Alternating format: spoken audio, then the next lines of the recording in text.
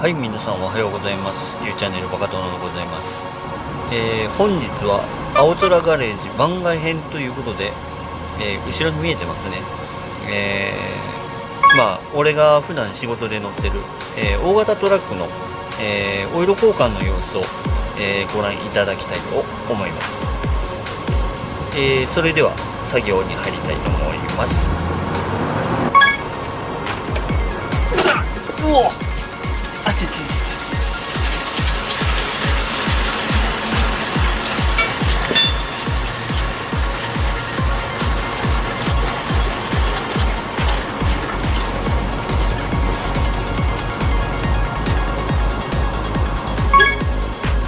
サブエンジンの部分なんですけど、実は今ちょっと下から撮ってるんで見づらいとは思うんですけど、ここワンタッチのドレンコックがついてるんですよ。なので下にオイル拭きを取ったら、このワンタッチのドレンコックを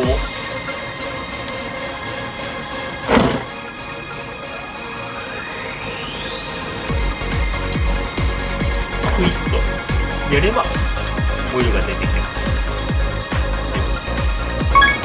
エレメントがここなんですね。で、今回はサブエンジンの方はエレメント交換するんで、これを外したいと思います。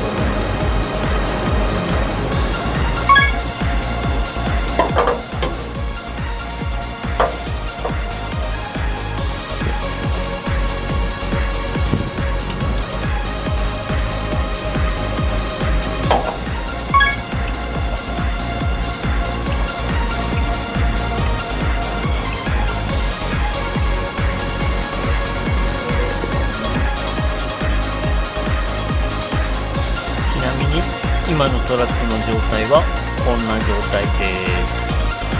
いつもこのスロープの上に上げてね、オイル交換してます。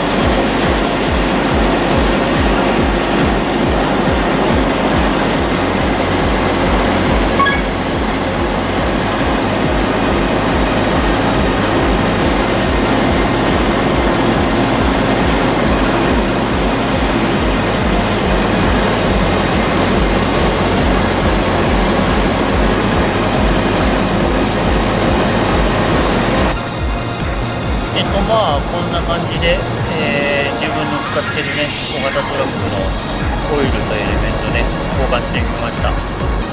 で今回はね冷凍機用のサブエンジンしかエレメントを交換してなかったんですけどね、大型のエレメントってこういう感じなんですね。中のフィルターだけ交換するタイプ。今の新しい乗用車もそうなってるのかな。そんな感じで側のケースは使い回しで中だけ交換するタイプになってます。今回の動画は以上になります。ご視聴ありがとうございました。